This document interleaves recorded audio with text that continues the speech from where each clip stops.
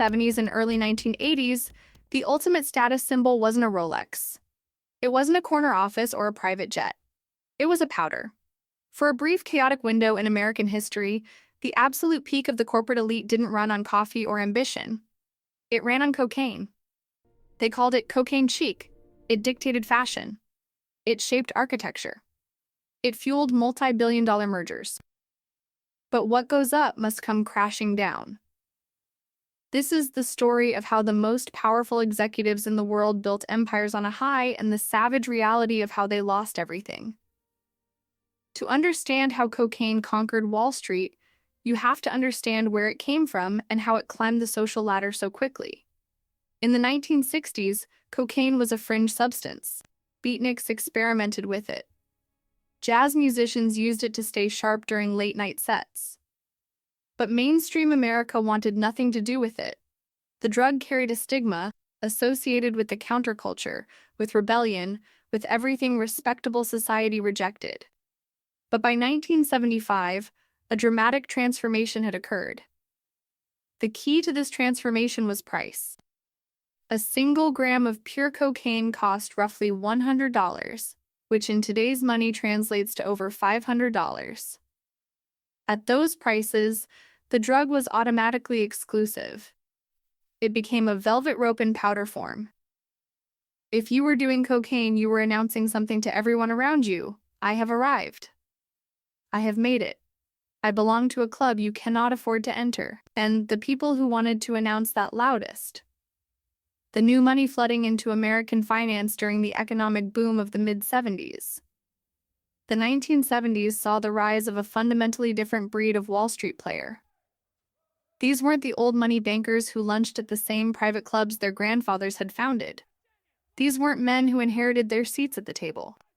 These were aggressive, hungry, relentless traders who had clawed their way up from middle-class backgrounds. Leveraged buyout specialists who saw companies as pieces on a chessboard. Corporate raiders who dismantled century-old firms before breakfast. They worked 100-hour weeks as a matter of routine. They closed deals worth more than the GDP of small nations. And they needed something, anything, to maintain their edge in an environment of constant, brutal competition. Cocaine delivered everything they needed. It wasn't just the energy, though the energy was significant. The drug created a specific kind of confidence that nothing else could replicate. A feeling of absolute invincibility. A sense that you weren't just closing a deal, you were a god among mortals, and the deal was simply acknowledging your divine right to win. One former investment banker, speaking anonymously to a journalist in 1987, described the atmosphere with startling candor. Everyone was doing it, he said. In the bathroom between meetings. In the conference room during negotiations. During the call with Tokyo at 3 in the morning. It was like coffee, except it made you feel like you could buy Tokyo outright and fire everyone who disagreed with you. The normalization happened with breathtaking speed. By 1978, cocaine had migrated from the after-party to the deal itself. The substance that had once been reserved for celebratory moments became a tool for creating those moments in the first place. Some executives kept personal supplies in their desk drawers, as casually as they might keep breath mints. Others had assistants whose unofficial duties included procurement, their Rolodexes containing numbers that would never appear in any company directory. It became a bonding ritual, a secret handshake of the elite. You weren't really in the inner circle until you'd done a few lines with the senior partners. Refusing was almost worse than being caught. It marked you as an outsider, someone who couldn't be trusted with the real business that happened after the official meetings ended.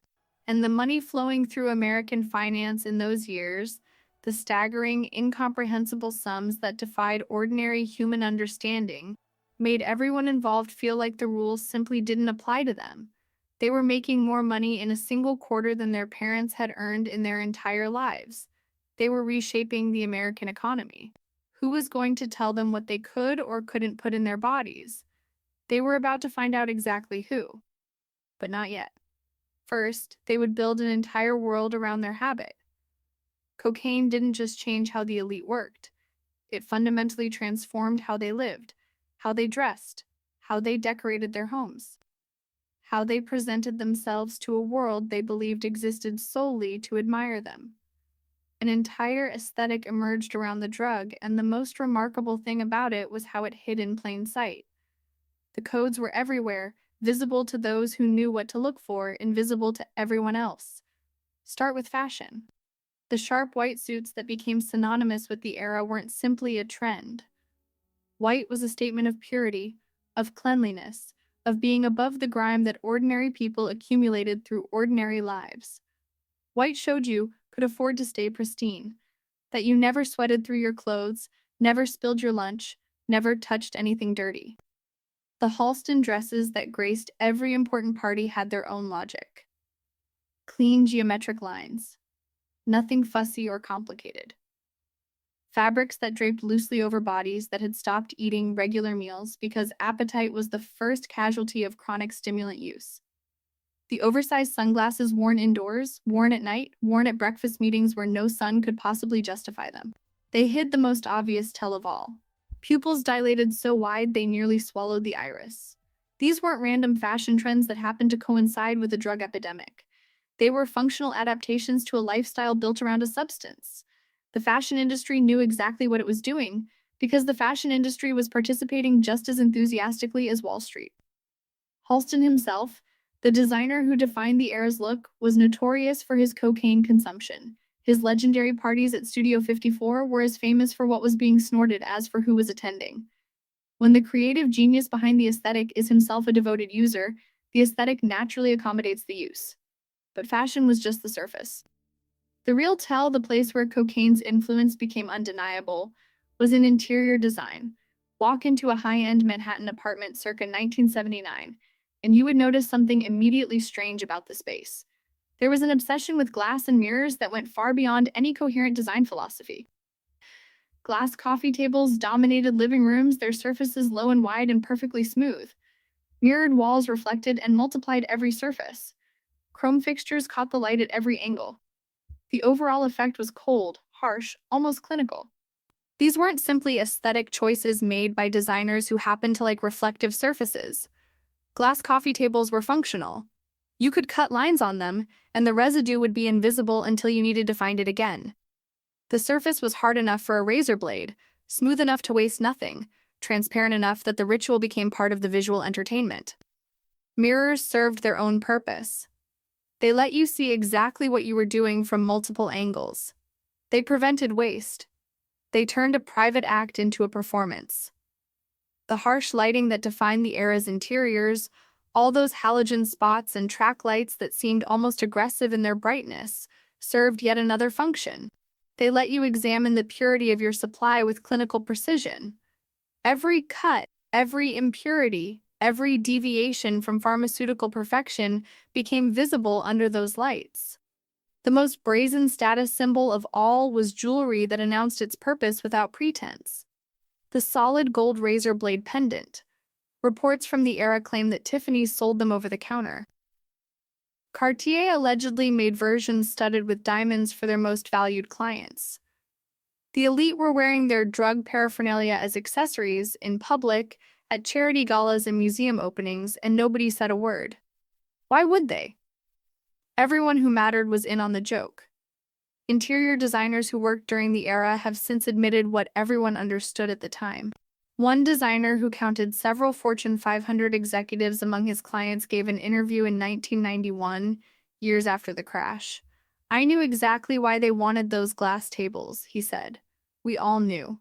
The conversations were barely coded. "I need a coffee table for entertaining. Something smooth. Easy to clean." We just called it a contemporary aesthetic and charged them triple for our discretion. The disconnect from ordinary American life was total and absolute. While the average worker worried about mortgage payments and rising gas prices and whether they could afford to send their kids to college, the corporate elite were literally redesigning their living spaces around the consumption of a Schedule T narcotic. They built what amounted to shrine rooms for their habits. Entertainment systems centered on the coffee table, arranged so that guests could watch television while participating in the real entertainment happening on that smooth glass surface. Bathrooms with excessive counter space, flattering lighting, and locks that actually worked. Guest rooms positioned far from the master bedroom so that early departures wouldn't disturb anyone's sleep, assuming anyone was sleeping. And they convinced themselves this was sophistication. This was what success looked like. This was the natural evolution of good taste, the logical conclusion of having more money than previous generations had ever dreamed possible. The magazines played along enthusiastically. Architectural Digest featured apartments that were essentially drug dens with expensive furniture, praising their clean lines and modern sensibility. Fashion spreads celebrated the gaunt, hollow-cheeked look that came from chronic stimulant use, calling it heroin chic or elegant or striking, anything but what it actually was, the visible deterioration of human health. No one asked questions, no one wanted to. Because asking questions might have disrupted the party, and the party was too profitable for too many people. Everyone was making too much money to notice the cracks forming in the foundation. The problem with building an empire on cocaine is devastatingly simple, and it should have been obvious to the brilliant minds who were doing exactly that. Empires require sustained judgment. They require the ability to think clearly over periods of months and years, to weigh evidence carefully, to recognize when you're wrong and change course. They require sleep. They require perspective. They require humility. Cocaine destroys every single one of these capacities, and it does so while convincing you that you've never thought more clearly in your life. That's the particular cruelty of the drug. It doesn't just impair your judgment. It makes you certain that your judgment has never been better. The crash didn't come all at once. It wasn't a single dramatic moment that everyone could point to and say, "There, that's when it ended." It crept in gradually, one bad decision at a time. An erratic outburst in a meeting that should have been routine. A deal structured on projections that made perfect sense at 3 in the morning but collapsed under the scrutiny of daylight. Executives who hadn't slept in 3 days making phone calls that would determine the fate of thousands of employees. The first visible signs appeared in the early 1980s. Deals that should never have been approved were getting approved because the people making the decisions were in no condition to evaluate risk. Leveraged buyouts were structured on assumptions that looked brilliant to minds buzzing with false confidence but fell apart the moment market conditions changed even slightly. Consider one prominent case that illustrates the pattern perfectly. A textile magnate had built a $200 million empire through the 1970s, a genuine American success story. He had started with a single factory and expanded through smart acquisitions, careful management, and an instinct for market trends that his competitors envied. By 1983, the same man was making business decisions at parties. He was signing contracts he hadn't read, sometimes while standing at those ubiquitous glass tables. He was trusting partners he had known for mere hours, bonded to them by shared habits rather than shared business interests. His legendary caution had been replaced by a grandiosity that his oldest associates found terrifying. He lost everything within 18 months. The company he had spent decades building. The apartments on 3 continents. The art collection. The glass tables went to auction and sold for pennies on the dollar. He was not alone. He was not even unusual. A pharmaceutical executive who had pioneered several major drug developments over a distinguished career fell into a pattern that would have been darkly comic if it hadn't destroyed so many lives. The irony of a man who made his fortune developing medications becoming destroyed by a medication was lost on no one who knew the story. He began showing up to board meetings visibly intoxicated, though intoxicated isn't quite the right word.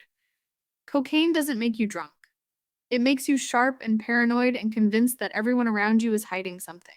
His paranoia, a classic symptom of chronic stimulant abuse, led him to fire 3 consecutive chief financial officers over imagined conspiracies. He was certain they were cooking the books, certain they were plotting against him, certain that only he could see the truth. The company's stock price collapsed as investors fled from the chaos. The SEC investigation that followed uncovered a pattern of erratic behavior spanning years. Decisions that made no sense. Expenditures that couldn't be justified. A trail of destruction that led directly back to one man's deteriorating grip on reality. And while individual fortunes were crumbling, the federal government was watching. They had been watching all along, waiting for the right moment to act. The 1984 crackdown came hard and fast. The same year that crack cocaine was devastating urban America, that the faces of inner-city addiction were filling newspaper front pages, federal prosecutors turned their attention upward. They wanted to prove something. They wanted to demonstrate that justice in America wasn't just for the poor and the powerless. They wanted scalps, and they wanted them from corner offices. They found them easily. Wiretaps caught executives discussing shipments in barely coded language. The documents are ready for the Tokyo meeting meant something quite different from what it sounded like. Informants emerged from everywhere, from the shadows where they had always been lurking. Assistants who had procured the supplies. Drivers who had made late-night deliveries. The same people who had made the lifestyle possible discovered that their discretion had a price, and prosecutors were willing to pay it. The trials dominated headlines for months. Men who had appeared on magazine covers as visionary business leaders, as masters of the universe who were reshaping American capitalism, were photographed in handcuffs walking into federal courthouses. The glass coffee tables were seized as evidence, dusted for residue, entered into the record as exhibits. For every executive who faced prosecution, at least a dozen more faced a quieter form of ruin. Some lost fortunes that had simply been squandered on the habit itself. At certain levels of use, even $100,000 a year wasn't enough to maintain the lifestyle they had built. The drug created a tolerance, and the tolerance demanded more, always more, until the money simply wasn't there anymore. Health collapsed in ways that couldn't be hidden. Hearts gave out. Nasal passages were destroyed, requiring reconstructive surgery that fooled no one about its real cause. Sleep patterns were so devastated that some executives never recovered normal function, spending the rest of their lives in a twilight state of exhaustion and dependency. Marriages ended in spectacular fashion. Wives who had tolerated the affairs, the late nights, the obvious lies, found their limit when the money disappeared.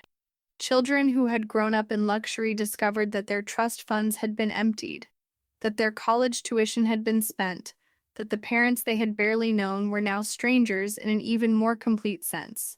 The saddest cases were the ones who simply faded away without drama or headlines. Men who had commanded boardrooms, whose opinions had moved markets, who had been profiled in Fortune and celebrated as the future of American business, were reduced to asking former colleagues for loans. They haunted the edges of the world they had once dominated, looking for a way back in, finding every door closed. Women who had hosted the most exclusive parties in Manhattan, whose guest lists had determined social standing for an entire decade, couldn't get a table at restaurants that had once named dishes after them. The maitre d' who had once escorted them past waiting crowds now pretended not to recognize them.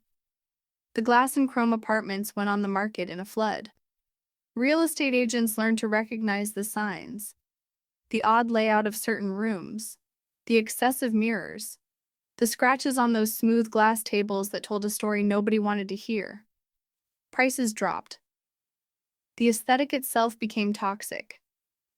Cocaine chic became something people denied ever participating in. The very executives who had made it fashionable now claimed they had always disapproved. The designers who had built shrines to the lifestyle pivoted to warmer palettes, wood tones, soft fabrics. Anything to distance themselves from what had come before. The magazines discovered a new appreciation for the domestic, the comfortable, the human-scaled. Architectural Digest stopped featuring those cold chrome interiors. Fashion photography moved away from the emaciated aesthetic, at least for a while. By 1987, the party was definitively over. The crash that October, which wiped out fortunes across Wall Street, seemed almost like cosmic justice to those who remembered what had built those fortunes in the first place. And in its wake, billions of dollars had simply evaporated, not lost in bad investments or economic downturns, but spent, consumed, snorted away in pursuit of a feeling that lasted 15 minutes and demanded more immediately after. Careers that had taken decades to build were destroyed in months. Companies that had employed thousands of American workers, that had supported entire communities, had shuttered because the people at the top couldn't stop chasing a high. All for a feeling that never lasted. all for a confidence that was chemically false, all for admission to a club that didn't actually exist anywhere except in the shared delusion of its members. The cocaine era of American business wasn't just a wild party that got out of hand. It was a profound failure of an entire class, a failure of intelligence and judgment and basic human wisdom. These were the people who were supposed to be the smartest in the room, the most disciplined, the most capable of understanding risk and reward. They had been trained at the finest universities. They had risen through brutal competitions that eliminated everyone who couldn't perform at the highest level. They had every advantage that American society could bestow. And they lost everything, chasing a feeling. The lesson should have been permanent. A generation of executives had demonstrated, as clearly as any experiment could demonstrate, what happens when success removes all external constraints on behavior. When money becomes so plentiful that consequences seem to disappear. When an entire class of people convinces itself that the rules governing everyone else simply don't apply to them. It wasn't permanent, of course. The lesson never is. Every generation of wealth finds its own way to destroy itself, its own substances and obsessions and blind spots. The details change, but the pattern remains. But for one brief, savage decade, the people running American capitalism showed exactly what happens when money removes all consequences. When success becomes its own justification for any behavior. When the people at the top forget that they are still, after everything, merely human. They built empires on powder. And they watched those empires blow away.